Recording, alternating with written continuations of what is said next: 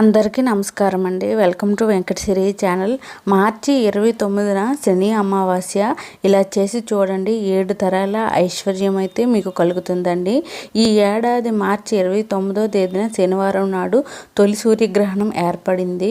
ఇదే సమయంలో శని అమావాస్య కూడా ఏర్పడబోతుంది.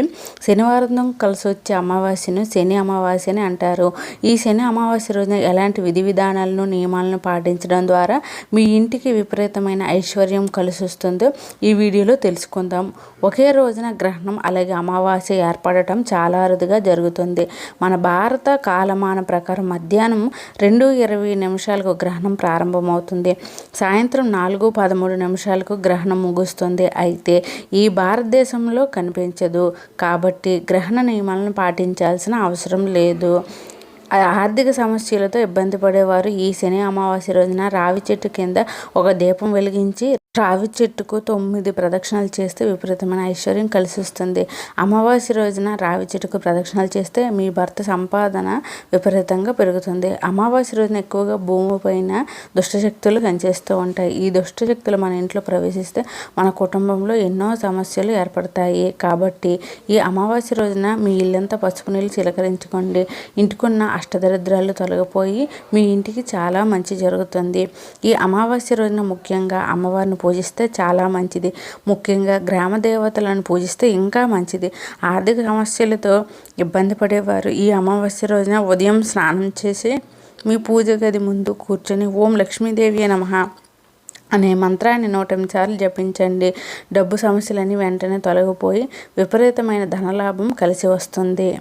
అమావాస్య రోజున తులసి మొక్కను పూజిస్తే కోటి జన్మల పుణ్య ఫలితం లభిస్తుంది. తిన్నా తరిగిన ఐశ్వర్యం మీ కుటుంబానికి లభిస్తుంది. తులసి ముందు ఒక దీపం వెలిగించి తులసి మొక్కకు ప్రదక్షిణాలు చేస్తే మీ ఇంట్లో పుష్కలంగా డబ్బు ఉంటుంది. అమావాస్య రోజున పొరపాటును కూడా తలకు నూనె రాయకూడదు. ఇది అనారోగ్యాలకు దారితీస్తుంది. గుమ్మడికాయకు ఎన్నో దైవ శక్తులు ఉంటాయి కాబట్టి ఈ అమావాస్య రోజున మర్చిపోకుండా ఇంటి ముందు ఒక గుమ్మడికాయను కట్టుకోండి. గుమ్మం ముందు గుమ్మడికాయ ఉంటే మీ ఇంట్లోకి లక్ష్మీదేవి తిష్ట వేసుకొని కూర్చుంటుంది. మీ ఇల్లంతా ఐశ్వర్యంతో నిండిపోతుంది. మీ ఇంటికి ఉన్న నరదోషాలన్నీ తొలగిపోతాయి. ఇంటి ముందు గుమ్మడికాయ కట్టలేని వారు గుమ్మానికి ఉప్పు మూటను కట్టుకోండి. ఒక ఎర్రటి వస్త్రంలో రాళ్ళ ఉప్పును వేసి మూటలాగా కట్టి ఇంటి ముందు వేలాడదీయండి. మీ ఇంటికి అఖండ కుబేర రాజ్యం సిద్ధిస్తుంది. ఈ అమావాస్య రోజున ప్రతి ఒక్కరు ఖచ్చితంగా దిష్టి తీసుకోవాలి. అమావాస్య రోజున దిష్టి తీసుకుంటే చాలా మంచిది. ఈ శని అమావాస్య రోజున ఇంట్లో ఉన్న ప్రతి ఒక్కరూ ఉప్పుతో దిష్టి తీసుకోండి. అమావాస్య రోజున దిష్టి తీసుకుంటే మీకు ఎలాంటి కష్టాలు లేకుండా అష్టైశ్వర్యాలతో జీవిస్తారు. అమావాస్య రోజున ప్రతి ఒక్కరూ ఖచ్చితంగా తలస్నానం చేయాలి. అమావాస్య నాడు తలస్నానం చేయకపోతే మిమ్మల్ని దరిద్రం వెంటాడుతుంది. ముఖ్యంగా అమావాస్య రాత్రి సమయంలో ఇంటి గుమ్మం ముందు ముగ్గు వేయకూడదు. రాత్రి సమయంలో వేసే ముగ్గును మీ ఇంట్లోకి దుష్ట శక్తులను ఆకర్షిస్తుంది. మీ ఇంట్లోకి చెడు శక్తులు అడుగు పెడతాయి. మరీ ముఖ్యంగా ఈ శని అమావాస్య రోజున ఎడమ కాలికి నల్ల దారాన్ని కట్టుకోండి. నరదిష్టి దోషాలన్నీ తొలగిపోయి మంచి ఆరోగ్యం లభిస్తుంది. అమావాస్య రోజున ఎట్టి పరిస్థితుల్లోనూ మధ్యాహ్న సమయంలో నిద్రపోకూడదు. లేదంటే మీ ఇల్లంతా కటిక పేదరికంతో నిండిపోతుంది. అమావాస్య రోజున మాంసాహారాన్ని అసలే తినకూడదు. జీవితంలో ఏమీ లేని స్థాయి నుండి గొప్ప స్థాయికి ఎదగాలనుకునేవారు ఈ అమావాస్య రోజున గోమాతను పూజించండి. అమావాస్య రోజున గోమాతను పూజిస్తే జీవితంలో ఉన్నత స్థాయికి ఎదుగుతారు. ఈ అమావాస్య రోజున ఒక గాజు గిన్నెలో నిండుగా ఉప్పు వేసి మీ ఇంటి ఈశాన్య మూలంగా పెట్టుకోండి. అమావాస్య పూర్తయిన మరుసటి రోజున తీసి ఎవరూ తొక్కని ప్రదేశంలో పడేయండి.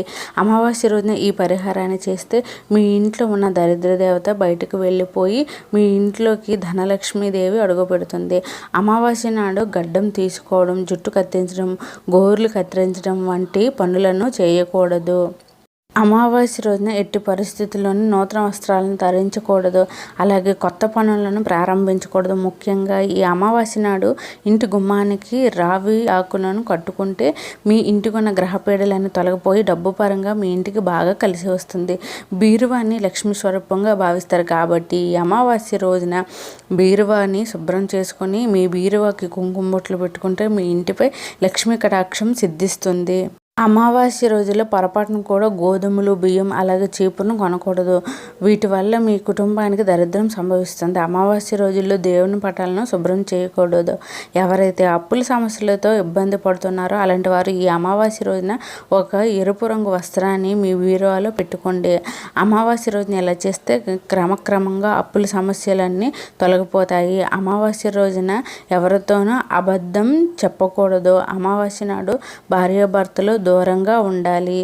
ముఖ్యంగా ఈ శని అమావాస్య రోజున నవగ్రహాల చుట్టూ ప్రదక్షిణలు చేసి శనిదేవుని ముందు దీపారాధన చేస్తే ఎల్నాటి శని దోషాలను తొలగిపోయి విపరీతమైన అదృష్టం కలిసి వస్తుంది. జీవితంలో డబ్బు కొరత ఏర్పడకుండా ఉంటుంది. అమావాస్య రోజున మీ శక్తి సామర్థ్యాల మేరకు పేదలకు నల్ల నువ్వులు, దుప్పట్లు, నల్ల బట్టలు దానం చేయాలి. ఈ రోజున చేసే దానాలకు విశేషమైన పుణ్యఫలితం లభిస్తుంది.